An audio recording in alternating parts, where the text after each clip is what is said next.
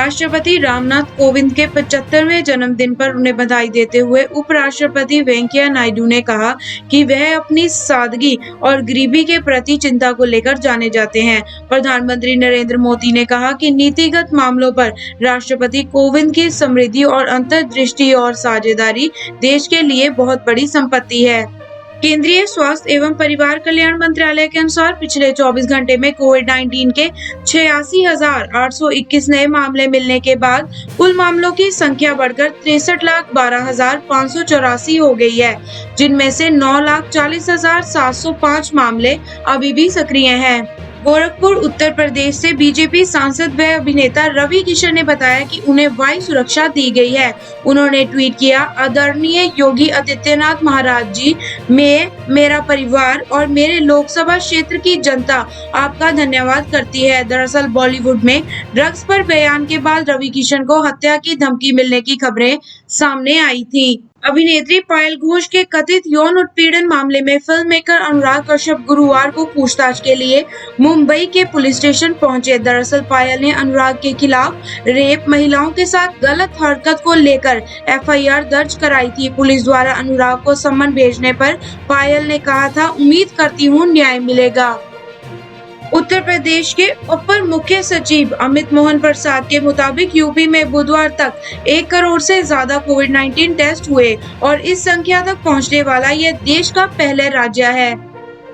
कोविड-19 महामारी के कारण भारत में फंसे 415 पाकिस्तानी नागरिकों की बुधवार को अटारी वाघा बॉर्डर के जरिए वतन वापसी हुई। एक पुलिस अधिकारी के मुताबिक ये पाकिस्तानी नागरिक बॉर्डर क्रॉसिंग पर अपनी कोविड-19 टेस्ट रिपोर्ट लेकर पहुंचे थे।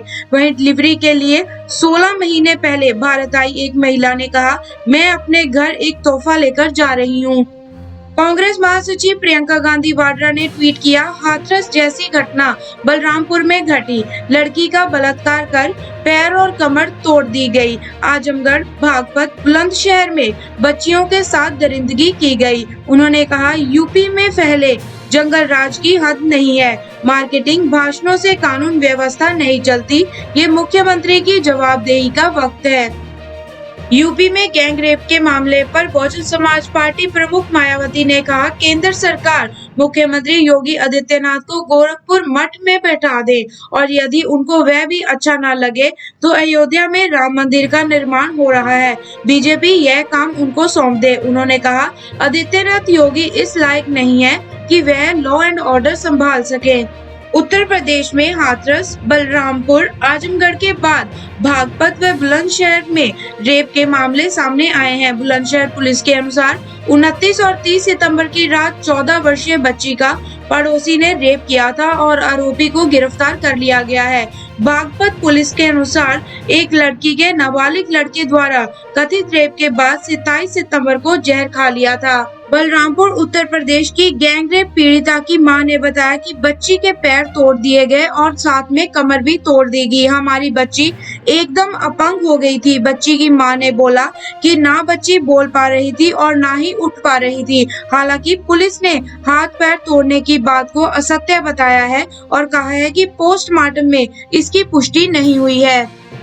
रक्षा मंत्रालय के प्रवक्ता लेफ्टिनेंट कर्नल देवेंद्र आनंद के मुताबिक जम्मू कश्मीर के पुंछ जिले में नियंत्रण रेखा के पास कृष्णा घाटी में बुधवार रात पाकिस्तान द्वारा किए गए सीज फायर उल्लंघन में नायक करनैल सिंह शहीद हो गए। उन्होंने कहा, राष्ट्र उनके बलिदान का ऋणी रहेगा और इस दुख की घड़ी में सेना उनके परिवार के साथ खड़ी है। सार्वजनिक क्षेत्र के पंजाब नेशनल बैंक ने अहमदाबाद स्थित टेक्सटाइल और मैन्युफैक्चरिंग इंडस्ट्रीज को दिए गए 1,203 करोड़ रुपए के ऋण को धोखाधड़ी घोषित किया है। अमेरिकी निजी इक्विटी फर्म सिल्वर लेक के सहयोगी निवेशक मुकेश अंबानी की रिलायंस इंडस्ट्रीज की retail company Reliance retail virtual limited के अतिरिक्त 1,875 करोड़ रुपए का निवेश करेंगे। सपा प्रमुख अखिलेश यादव ने ट्वीट किया है, हाथरस के बाद अब बलरामपुर में भी एक बेटी के साथ सामूहिक बलात्कार और उत्पीड़न का घृणित अपराध हुआ है और वह घायल अवस्था में पीड़ित की मृत्यु हो गई है। श्रद्धांजलि। अखिलेश ने कहा, बीजेपी सरकार बलरामपुर में हाथरस जैसी लापरवाही व लीला पोत ना करे और अपराधियों पर तत्काल कार्रवाई करें। केरल के अंतर्राष्ट्रीय एयरपोर्ट पर N95 मास्क में छिपाकर 40 ग्राम सोने की तस्करी करने की कोशिश कर रहे एक यात्री को गिरफ्तार किया गया है। यूएई से आए इस यात्री को एयरपोर्ट की एयर इंटेलिजेंस यूनिट ने गिरफ्तार किया है।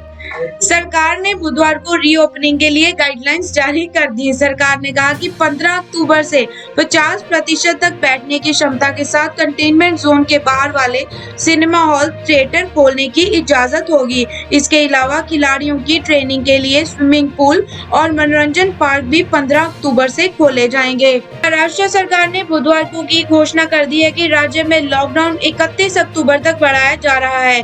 इसके तहत अधिकतम 50% क्षमता के साथ 5 अक्टूबर से होटल, फूड कोर्ट, रेस्टोरेंट और बार खोलने की इजाजत होगी। बॉलीवुड के कथित ड्रग संबंधों को लेकर गीतकार जावेद अख्तर ने कहा, मैं इन खबरों पर यकीन नहीं करता हूं, लेकिन इन सितारों का स्वास्थ्य, फिजिकल और शारीरिक फिटनेस देखिए। उन्होंने कहा, ये लोग दिन में 2 से 3 घंटे जिम में बिताते हैं। क्या ये आपको नशे के आदी लगते हैं?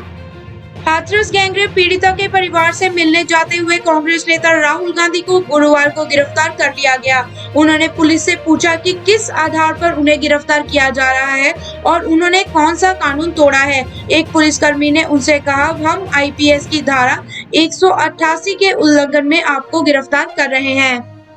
अभिषेक बच्चन ने उस ट्विटर यूजर को जवाब दिया जिसने सिनेमा हॉल खुलने की हफ्ते की सबसे अच्छी खबर बताने वाले उनके ट्वीट पर लिखा था, क्या तुम फिर भी बेरोजगार नहीं रहोगे? उन्होंने लिखा, यह दर्शकों के हाथ में है। आपको हमारा काम अच्छा नहीं लगेगा तो हमें अगला काम नहीं मिलेगा। हम पूरी मेहनत कर अच्छे की उम्मीद करते हैं।